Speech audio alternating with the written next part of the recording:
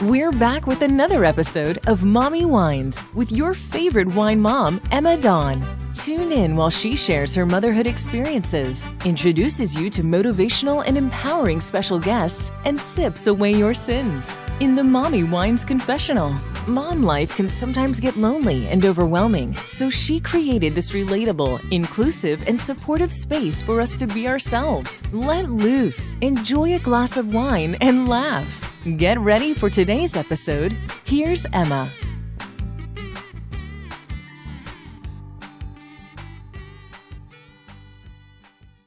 Have you been looking for the right opportunity to finally leave behind your daunting 9-to-5 and live that laptop lifestyle you've been dreaming of? No. This isn't another get-rich-quick scheme or some MLM. What I'm talking about here is bookkeeping. And yes, you heard me right. Bookkeeping. Bookkeeping is how I am able to live my life without choosing between a career and my son, and how I am living and working around a schedule that's best for our lives, not someone else or office hours. Bookkeeping is one of the oldest administrative positions around, making this not only a common and respected career choice, but with today's technology and cloud-based programs, a position that's in demand and able to be done from anywhere. Bookkeeping is perfect for parents who want or need to work from home, military spouses who have no idea where they're going to be next, college students. If you're studying finance, why not get real on-the-job experience now? Retirees and frequent travelers. Maybe you don't want to carry around a lot of inventory, or you don't want to do any heavy lifting. This is perfect. You can work wherever you're connected. Basically, anyone who wishes to leave behind the chains of a cubicle, go ahead and check out edjconsultinggroup.com.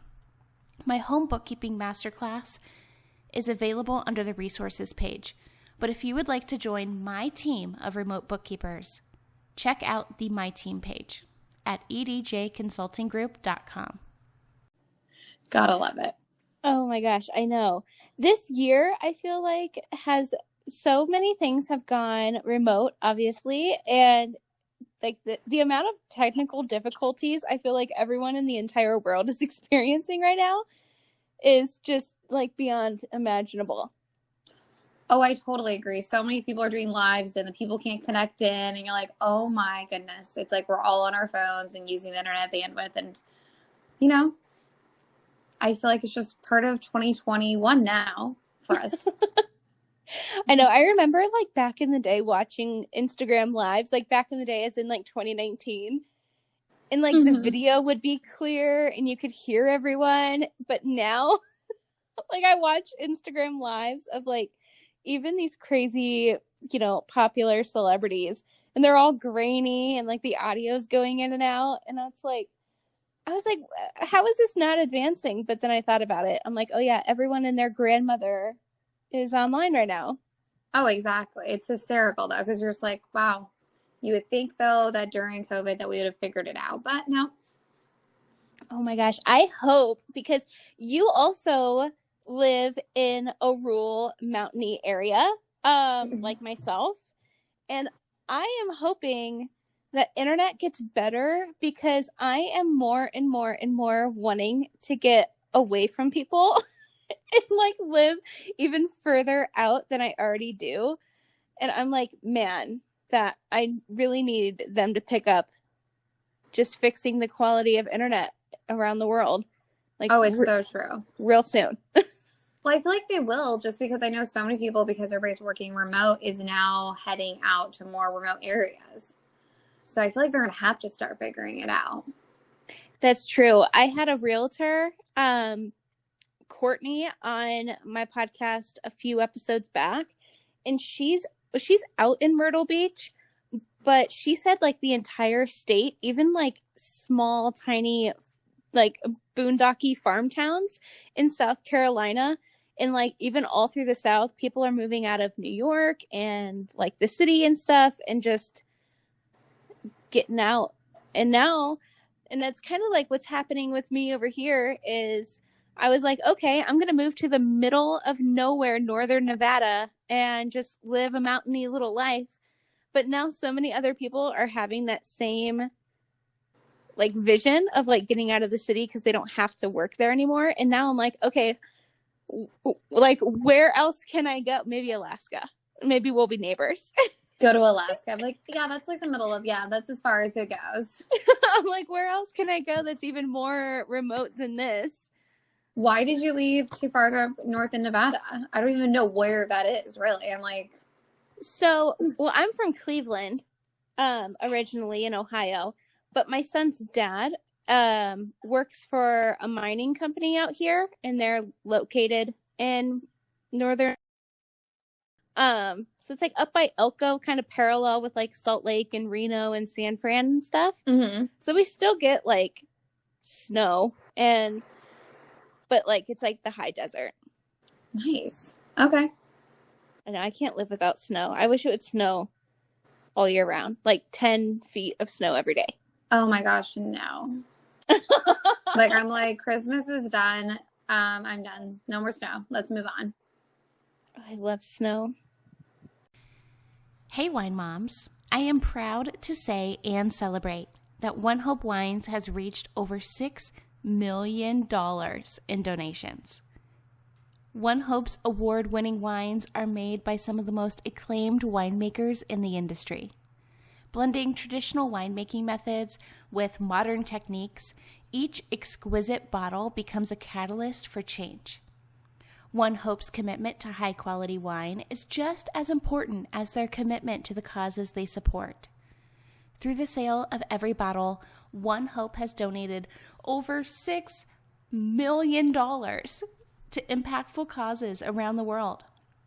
They have built a school in Guatemala, funded over 19,000 days of clinical trials for breast cancer research, planted an entire forest in Indonesia, provided over 3 million meals for children in need, and found over 80,000 pets forever homes. If you're going to sip, then sip with purpose. onehopewines.com/myshop/mommywines. And if you have a cause that you would like to support, send me a message on Instagram. I would love to host a wine fundraiser with you. Check out the link in the show notes below. So I am so excited that we finally worked this out and you're able to come on. I know between my schedule and your jet-setting, wine-loving life, it was almost impossible, but we made it work. Yes. Just got to seize the moment, right? We're like, here, this is what we both have today. Yes. I love when like my guests are super flexible because I've had like I wish podcasting was my first time job, like my full-time job, but it's not. I still run my business financial services practice. So I have like a lot of stuff going on and it's just me and my son. So it's like, I'm a single, like working mom. And sometimes people get a little sassy when we're like, oh, can we reschedule? Or I'm running a little bit late, but you were so great and forgiving about it. So thank you so much. Of course. I feel like that's what we all need to be for people. Like, be flexible. Oh, just go in with the flow. Exactly. Loving it. So you were just recently in California. Are you able to spill the beans on what's happening over there? So, I did a harvest with Lepe Cellars. So in Monterey area, which was so much fun. And while doing that, I had the opportunity to actually make my own wine. So I never in a million years thought I would do wine making. I always told people that is a whole nother level of things on how to drink wine. I know how to market wine, but I do not know how to make it. I'm going to let that be the winemaker's job. And when Miguel approached me with this opportunity, he was like, well, you've been doing the harvest, Hannah. What if we did a collaboration? I was like, my first reaction was like, no. And then also I didn't want to just be the classic person in California who has a private wine label. And I was like, I don't want to be that girl. That's so basic. And he just looked at me and he was like, no, Hannah, I mean, you're going to actually make the wine. Like, this isn't your private little label. He's like, you're going to do all the grunt work. And I was like, oh. And I was like, I don't even know what I'm doing. He's like, no, we've got this. I'm going to mentor you. So that was probably the coolest thing ever to come out of working at Harvest. I am making my own wine. That's so exciting. So yeah. I was talking to somebody in, of course, 2019. I feel like 2020 is just like the last year, about releasing a wine, like kind of through my podcast, but like not obviously titled Mommy Wines. Oh, that'd be adorable. It's always something I wanted to really get into.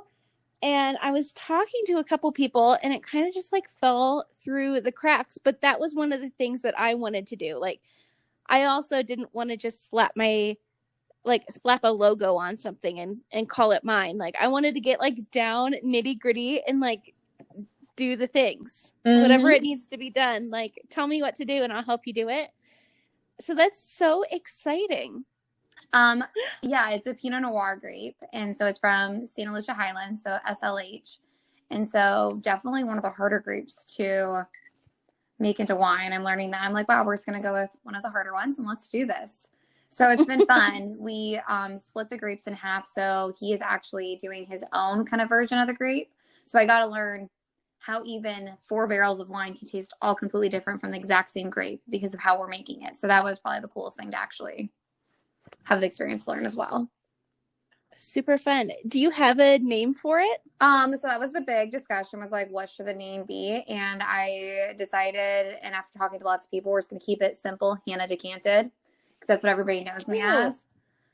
So I know, because originally I was like, I want some epic name. I was like, no, Hannah, it needs to just to be you. This is what people know it as. Don't make it too complicated. So simple as that. Cute. And you said it's a Pinot Noir? Yes. I'm excited because I want to try it, because Pinot Noir is one of the only reds that I'm a big fan of. Really? Okay. I'm a cab girl, so I am red through and through. Oh, see, I'm white all the way. Okay. But Pinot Noirs I like, and I've been experimenting more and more with them. So yeah, I'm super excited to try it. Awesome. Yeah, they're very versatile, and that's been really fun too, is just to be able to create such a versatile grape. So what kind of got you into this? I noticed, obviously, I found you on Instagram, and it is just wine all day over there. But what got you into drinking wine in the first place? So wine's always been part of my life. You know what I mean? It was always been my drink of choice. My family, I've got family in the Russian River Valley, so going to like wine country in Sonoma was a fairly normal thing for me to go do and escape the cold in Alaska. So I was around wine often enough. And I kind of loved the fact that wine was something I could get as a souvenir when traveling. Some people get Starbucks cups when they travel, and I loved the idea that I could find a wine everywhere I went to remember that place by. So that was kind of the beginning of my wine journey, was travel. Oh, that's fun. So yeah, I went to Tennessee, had to go to a winery in Tennessee. So it's always been kind of my thing of just traveling through wine. And so that's where it kind of started as just something fun. And then I decided, why not learn more about it, not just consume it. So last February, I did my WSET, and then the lockdown happened. So it was like perfect time to really just drink a bunch of wine. Yeah, exactly. I was like, got educated, and then I was like, oh, well, here we are. And so that's when I started my Instagram account. Actually, was right when the lockdown happened, because, well, I had nothing else to do. I was a hairdresser and they shut that down. It was like, okay, might as well make a fun wine account and see what happens. And I had a lot of people receptive to it. And then they started asking about, so why don't you start hosting us classes and teach us about wine, Hannah? And I love being on a stage, so jumped right on top of that idea. So I noticed that you have the virtual happy hours. Mm-hmm. I've been doing that now almost a whole year, which is so crazy. I never took a break because no one wanted a break. I literally would be like, okay, guys, we're going to take a couple weeks off. They're like, no, we are a community, Hannah. And I'm like, oh, guys. So are those are weekly, right? Yep. Every single week. Haven't missed one. Oh my gosh. There are times like, I don't know. I have like a little bit of a media bank, so hopefully I don't miss any episodes, but I kind of get drained even just doing a Mommy Wines episode every week.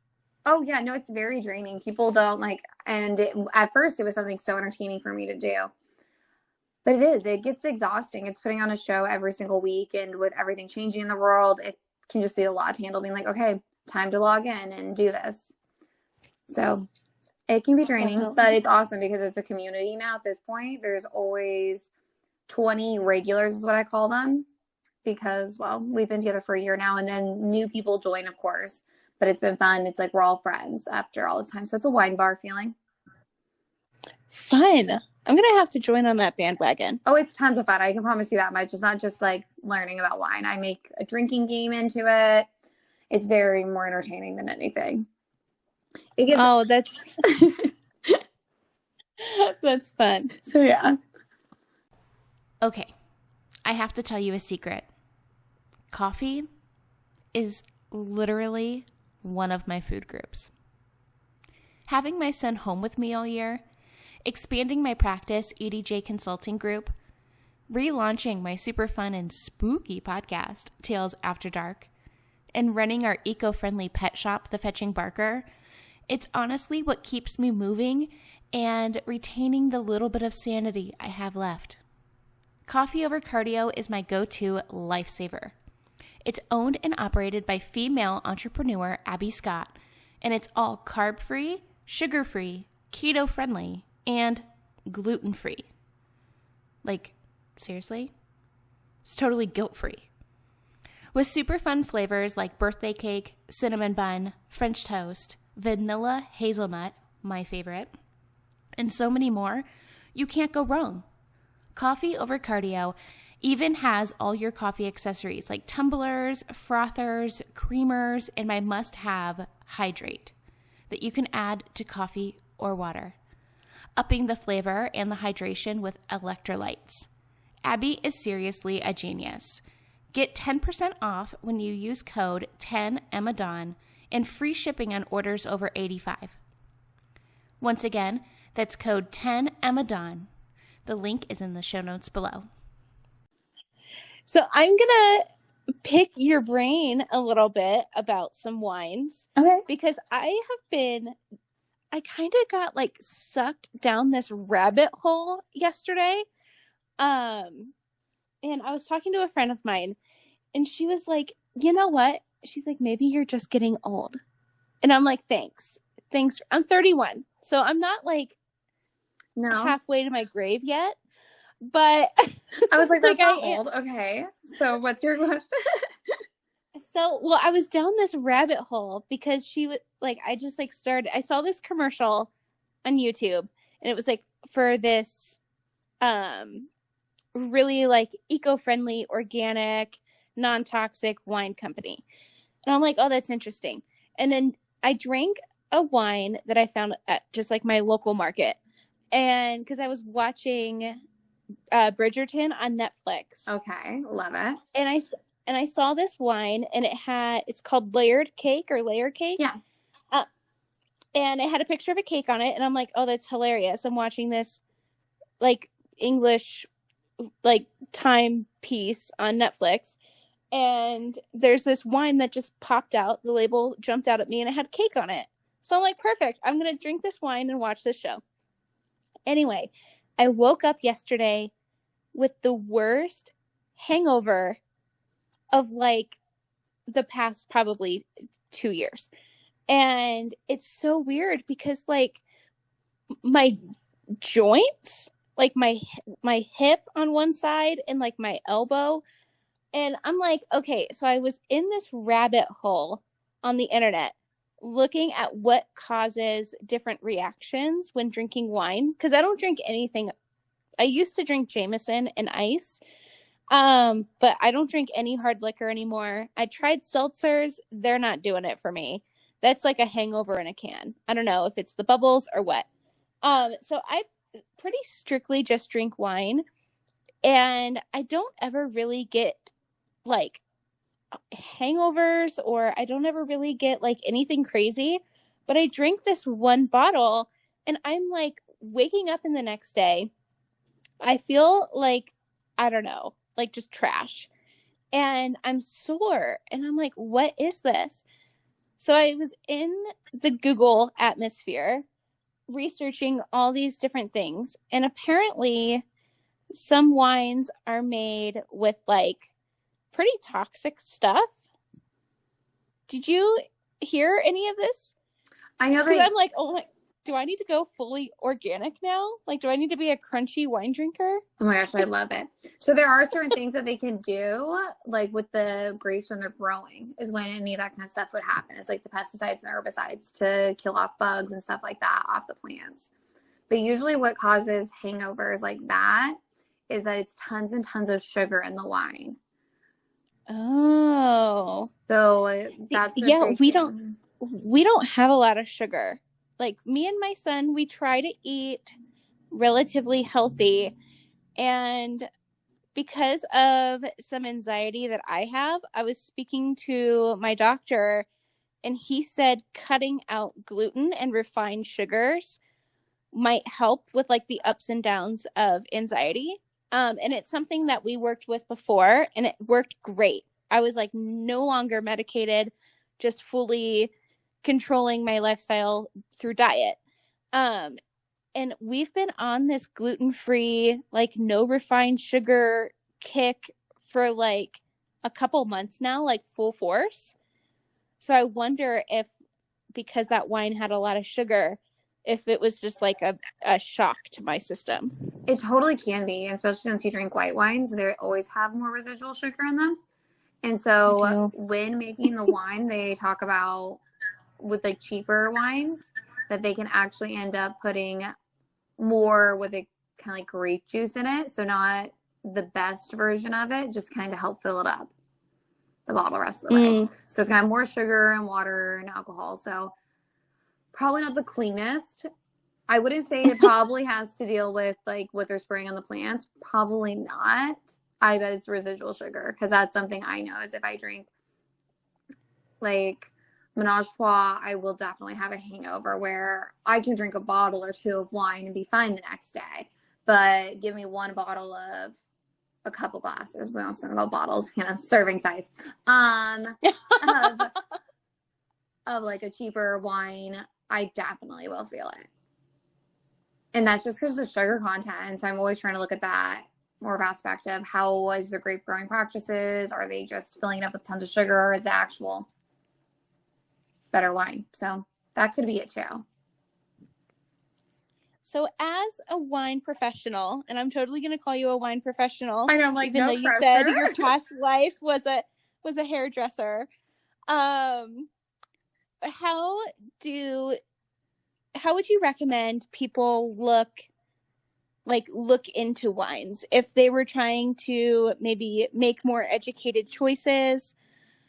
Because I've noticed this for years, even when I was a bar manager way back in the day, that alcohol is one of those things that they never have to put anything really on the label. Like there's no, like you can look at a can of soda and it has all the nutrition facts and like the amount of sugar and sodium and all of the ingredients. But for alcohol, they don't have to do that. Oh, yeah. So how would you recommend somebody doing some research? I personally like to buy smaller production wines from wineries, just because I know for a fact that it's not mass produced. So that the grape practices are probably a lot better. I've heard not great things about like superly produced wines. Exactly. So that's something I would always say is I pretty much only drink from DTC people, so direct to consumer. So I'm buying directly from the winery, which I like because then I can ask them directly, hey, how's this? So that also helps. And in the grocery store, because we all need some Trader Joe's wine, I always honestly try to not go for the cheapest one on the label, on the shelf. That's hard not to because, well, we're all $80 on a budget. But that would be my number one thing right. Is like try to go for that middle. It's like with alcohol and liquor, right? You don't need to go for the most expensive one, but probably going for a little bit nicer vodka will make the difference. The same thing with wine, just so it has better like health to it. So you're not as sick, for example, for you. Good tips. And I'm like, man, do I blame the layer cake? Because I had a meeting with a client the other day on Friday, and we met at this like just local like restaurant pub kind of place. Mm-hmm. And I always get a white Zin there, and then I leave. Like anytime I go out there to eat, because there's not a whole lot of options in my town. Like when I'm telling you I live in the middle of nowhere, I'm like definitely not kidding. So there's like 2 restaurants, and I'm like, man, I know from being a former bar manager that the wines that are behind a bar, especially in a Western town like mine, where it's like beer and whiskey, is probably from a box. So I'm like, man, do I blame my layer cake? Because it really wasn't that bad of a wine. It was like a little bit bitter, but it was a Chardonnay. So I'm like, that's okay. I'm like, or is it probably just some, bar wine from a box? Who knows? But I felt like crap. It could also be if you didn't eat enough food that day or enough water. Like, I am the queen of never eating enough. When I decided to start drinking, I just started consuming my calories through alcohol. Horrible habit. And that can definitely be it too. Or if I decide to be super health conscious and get like salads and be drinking, that's not always a good option either. So that could have been it as well, is that you just didn't have enough like carbs and fat in your body to help process the alcohol. Well, I wish I had your forgetful eating habit of because you are beyond bikini ready and summertime is around the corner. Oh my gosh, you're so sweet. Gonna live in winter forever. The Fetching Barker is owned and operated by Milo, my 4-year-old son, an inspiration behind all that I do, Zeppelin, our rescue ESA golden doodle, and myself, your wacky and adventurous wine-sipping podcast host. Shop the most fetching and eco-friendly, natural, and handcrafted dog supplies. The Fetching Barker has everything your pup needs and so much more. From toys to travel essentials, a wide line of CBD and hemp products, snacks and treats, and so much more. Shop your favorite brands like Pet Head, Becco Pets, Papilla, Pendleton Pet, or find new brands that I'm sure you're going to love. Visit thefetchingbarker.com and feel good that a portion of all profits go to support global conservation efforts. That's thefetchingbarker.com.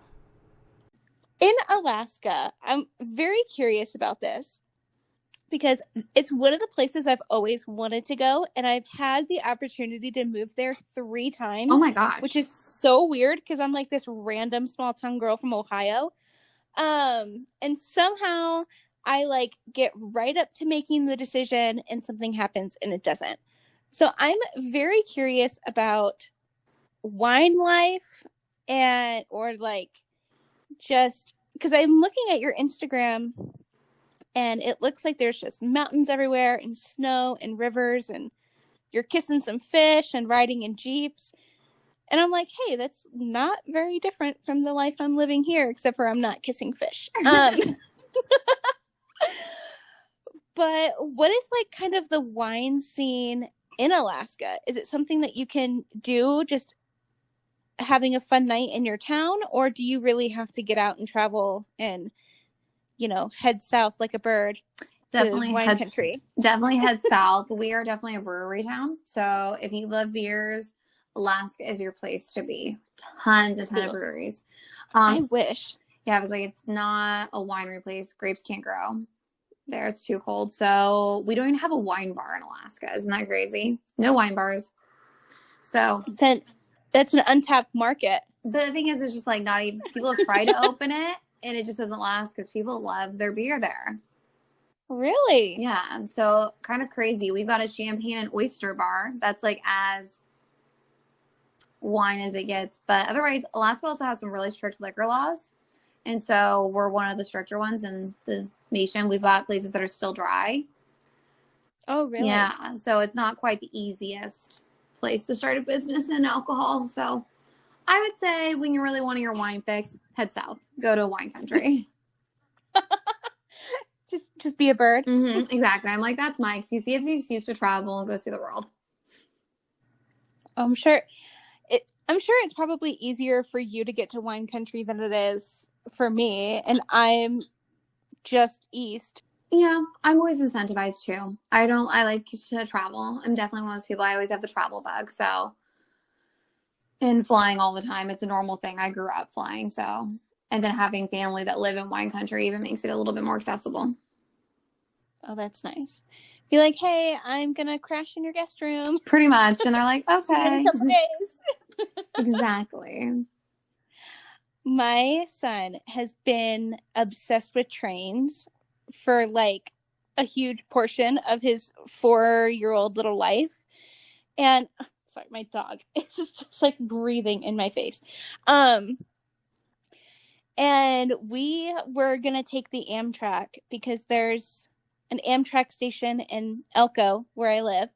And it kind of goes all the way into like Sonoma wine country. So I was like, oh my God, we can sit there, we can ride this train.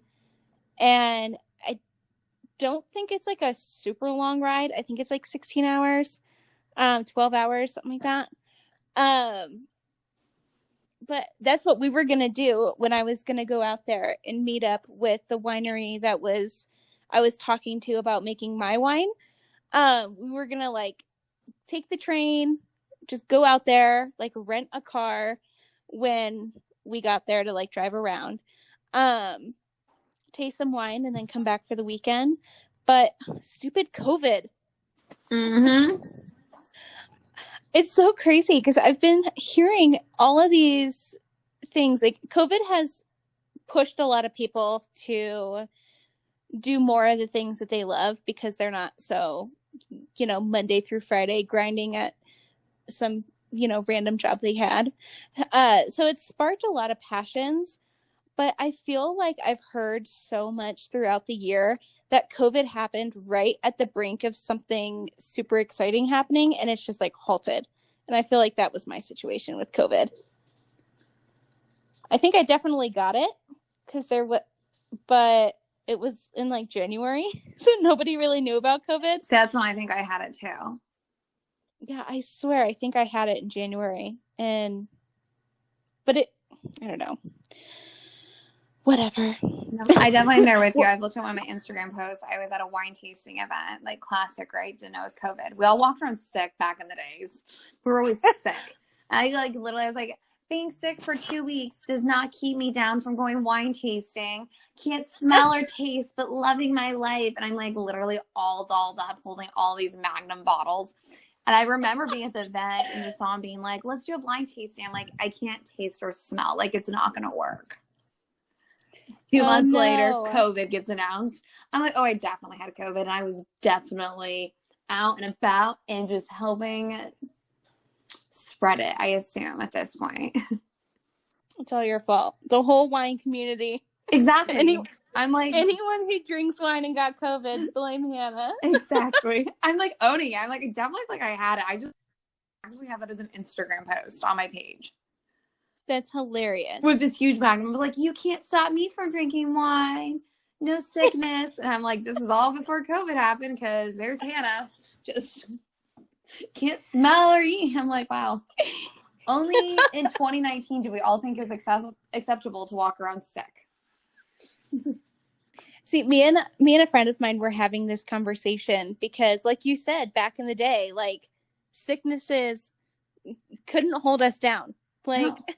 You went to work sick. Mm-hmm. You went everywhere. You like continued living your life as if you weren't sick because you couldn't be. Like nobody had a choice. And and especially like me, like from my time in like corporate finance, like if you called off, like nobody called off of work. You either showed up or you were fired. Like that's just the way it was. So we were talking and we're like, okay, so now that COVID happened, how long is it going to be for like businesses and managers and bosses and stuff to be like, oh, you're sick? Yeah, definitely stay home. Like, we're like, how long is that going to last before they go back to like swinging the whip, buckling down, or they'll just make you work from home. Oh yeah. No, it's definitely interesting because I totally remember like even growing up as a kid, like you like to be sick enough to be sent home. Oh, like from school? Yeah, I'm thinking about it now. Dude, Milo sneezed in the middle of the supermarket the other day, and 3 women looked at us. Oh, awkward. I'm like, yeah, he's 4. He's not like, You're like, nothing exciting's happening, but thank you for making me feel awkward. I know. It is so awkward. Ugh. I hate it. Real. You're like, sorry, just choking on a piece of food. That's me. Flying, that definitely happened. They gave me the peanuts on the fly, right? Not the peanuts, the pretzels. And I started choking. And I was like, oh my gosh, Hannah, you're on a packed airplane choking. And I'm looking like, did everyone look at you? Yes. And I was like, I'm just going to die in my mask. Okay. They're like, the COVID. Seriously, I was She's like, giving it to us, the COVID. I know. I was like, no, it's the pretzel. It's the pretzel. Oh my God, that's funny. I haven't even risked traveling. I don't know. I've just kind of stayed home. What I was actually looking at, because thanks to COVID, I took my business remote 100% this year, or last year, I guess. And I decided to homeschool my son.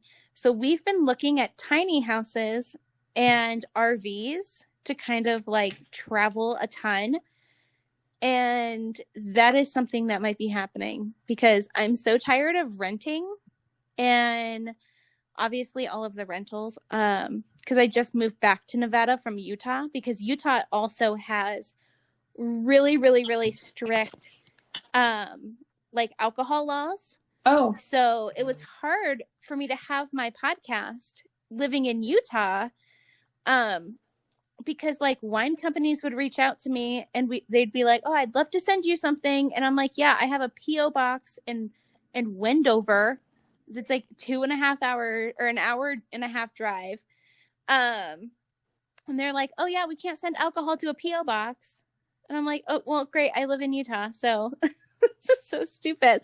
So I moved out of Utah to Nevada, and now I can get stuff delivered and shipped and all the good things. But yeah, I was like, I'm just ready to like not be in a town anymore. Oh yeah. People are freaking out. It definitely feels more comfortable than less populated places are. Definitely. So on this show, I forgot where I was going with that whole train of thought. I just like lost it. But on the Mommy Wines podcast, we have confessions.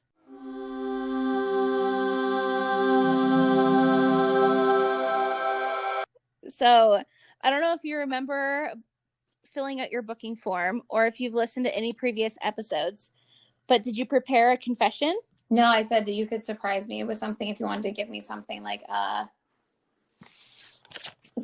confession. I said something like, hey, give me a topic of a confession on this being the basis. Because I'm not a mom, so I feel like I don't have a good confession. There are confessions. Let me do some scrolling. Look at me. I'm like, there's the problem. I'm like, I'm not a mom. So I didn't feel like, oh, I could give her a good confession, like on a normal mom one. No. I have no reasons for my being selfish. I'm just selfish. I feel like I had more confessions before I was a mom, because that's when I had like a more exciting life. Oh, see, but then I never feel like they're not bad when you're not a mom yet. You're like, no, that's just me just being me. So I am scrolling through. It looks like you are, first of all, swinging a lot of wine around. Okay, you have a lot of very cute, but also mixed in a lot of professional photos, it looks like. Mm-hmm. Or you're just a genius with Lightroom. No, I don't even know how to work Lightroom. There's a confession right there. I don't know how to use Lightroom or presets. I've never worked it. I don't know how to do it. So I don't use either.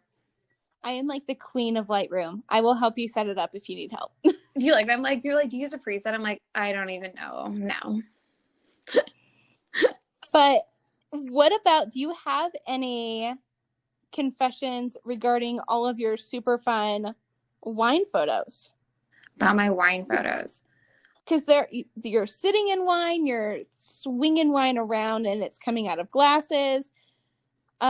Here, you're naked on a patio with like 6 inches of snow on it. You're in the water. Are you polar jumping? Yes, I've definitely done a lot of those kinds of things. Okay, so there's a fun one. So a fun confession is people ask me all the time, like, who does a lot of my photos? Since they're not selfie photos. I do work with a lot of photographers. And then when I need a last minute photo, funny enough, my dad takes most of my photos.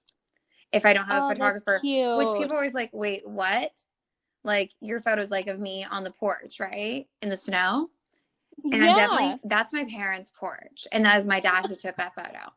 And he's so funny because I'll like get in these poses and he'll look at me like, so I'm just assuming you're wanting your boobs out, Hannah? And I'm like, yes. And he's like, oh my God. I was like, wow, there we go.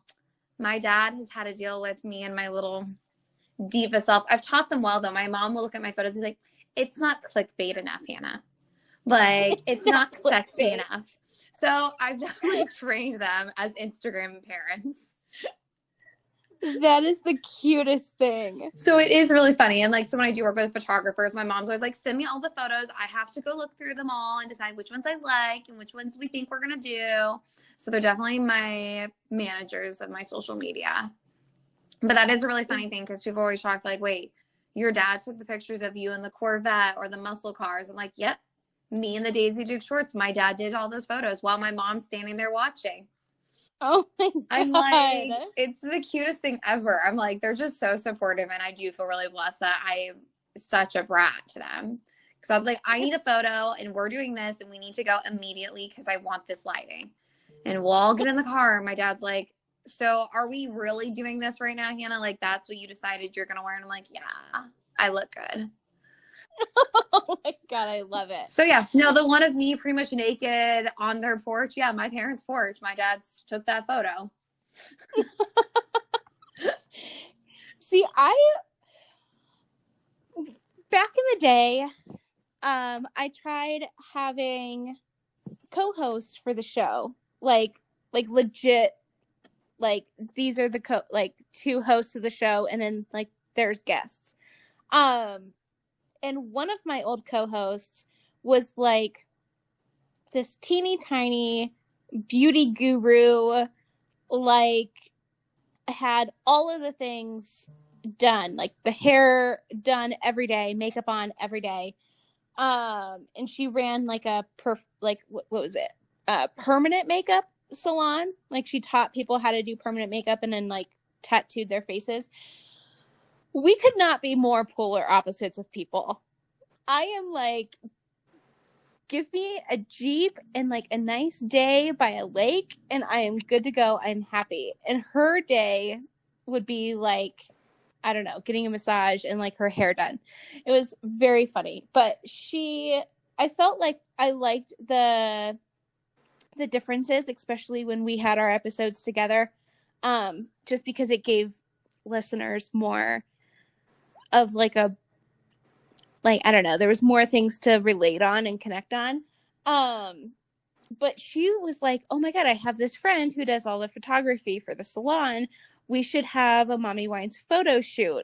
Oh, fun. And she's like model behavior, definitely comfortable in front of a camera, while I am like, what was that movie where it was like a early 2000s movie, and I've made jokes about this before, but it was where the girl like painted and she was kind of nerdy and Freddie Prinze Jr. was in it, and then they did like a makeover at the end where basically they just gave her a blowout of her hair and like took her glasses off, and she like walks down the stairs and she's all made over and beautiful, but like in the beginning she was wearing like overalls and glasses. And And I am the girl from like the first half of that movie. Like, Oh my gosh, I love it.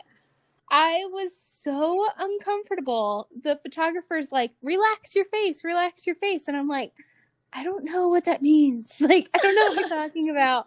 And she's like, I can tell you're like not comfortable. Like, you're tense in your face. And I'm like, okay. And I wish we were zooming right now because I would show you. And I would just be like slightly smiling, but still so uncomfortable. It was the worst. That I've is so never funny. been good with photo shoots. And I don't know. I envy people who are just like carefree and comfortable in front of a camera, because even when I was younger, like 10 years ago, still traveling all around, doing all of the things I did in my early life, I was never comfortable. I was always the one like behind the camera. Mm-hmm. So, and I've always been in props front of to the you camera. and your dad. Yeah, I was like, I've always been in front of the camera. I've like no shame, apparently. Well, it is definitely working for you. I know people always there. That was the funny thing is every time someone meets me, they're like, oh my gosh, you really are just like the person that you show off in the stories and in your feed. I'm like, what do you mean? Like, you're outgoing, you're silly, you're just out there. And I'm like, yes, I am. I have never pretended to be something I'm not. I love that. So, yeah. So what is coming up next for Hannah Decanted? I am really just focusing on my wine label. So working on that and getting that all done. So working with an artist on that. And then just expanding with the happy hours and working with different boutique wineries. So, which is awesome. I've got a couple meetings this week with some wineries, and I'm really excited to help them with their marketing strategies. Fun. I saw a story that you did, and you're like, yes, I work. I don't just take pictures for Instagram. So do you work with like winery social media and marketing? Yes. Like, what is all of the behind the scenes stuff going on? So that's the thing is, it is funny. My feed definitely makes it look like I just drink all the time, which I do. It's part of the business. I'm a professional alcoholic. But I would say that like what my other part of my day consists of is I'm on the computer a lot. So I'm answering emails. I have phone conferences I have to go and attend or in person. So go to the winery, go over their brand management, decide where we're wanting to take the winery, what's their niche audience, what deals are we doing. We're coming up on Super Bowl, Valentine's Day. So we have all these big events and planning what are we going to launch for each of them to help bring more exposure. So that's kind of what I work on. And then hiring photographers to show up and showcase them. Fun. So it is a lot of fun. So yeah, there's definitely stuff going on behind the scenes. Yes, I'm like not just me swirling wine in the snow.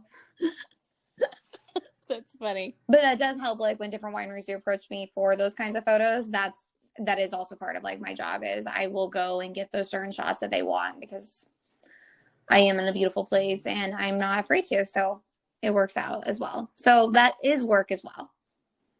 Doing the photo shoots. Well, it sounds like a pretty good job. I do. I absolutely love it. It's been a ton of fun. And it is something I never thought I would have had happened except COVID. So I guess one good thing out of a pandemic, career change. I know. It's definitely a long way from being a hairstylist to now just living your dream wine life. Exactly, which I am so happy with. I'm like, here we go. Let's do this. Well, I am wishing you all the best, and I am rooting for you over here and all your future endeavors. And I can't wait to try your Pinot Noir because, like I said, that's like the one red I have. Some of the Pinot Noirs I've tried, I'm like, okay, no, passing on that. But a lot of them I've tried lately have been really good. So I love experimenting, and I can't wait to try your wine. Oh, thank you. You're welcome. That's just awesome. Thanks so much for being my guest today. Of course. Thank you. Yeah, why don't you share with everybody who's listening where they can find you online and follow you on social media? So I am Hannah Reese, and my Instagram handle is Hannah_decanted, like to decant a wine. So that is there. And on my Instagram, you can click on my webpage and you can start attending virtual happy hours if you want to have fun, drinking games included, and wine education. So that is how you would get a hold of me.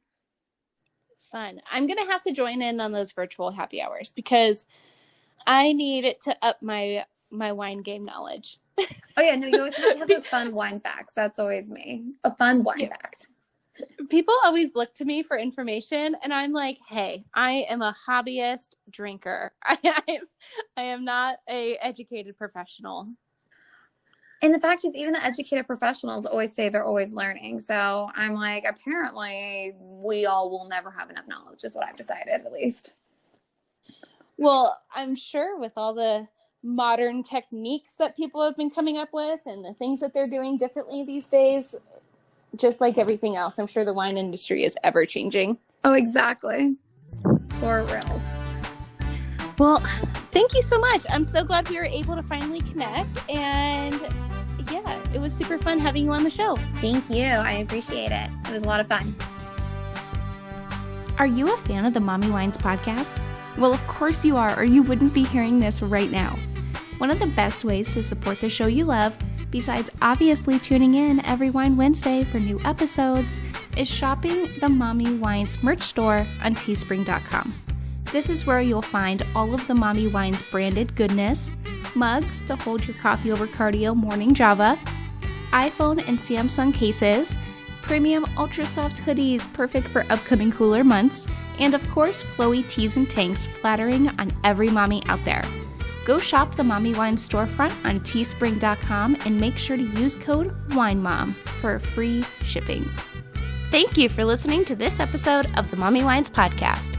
Make sure to leave a rating and review. To support the show you love, check out the exclusive branded merchandise on themommywines.com. For extra sassy, honest, and potentially controversial content, make sure to join me over on the Mommy Wines Patreon. Also, don't forget to check out the other shows on the MW Network. If you love scary stories and true crime, you'll love Tales After Dark. More shows are coming soon, so make sure to stay connected on social at Mommy Wines Podcast. And until next Wine Wednesday, mamas, parent and drink responsibly.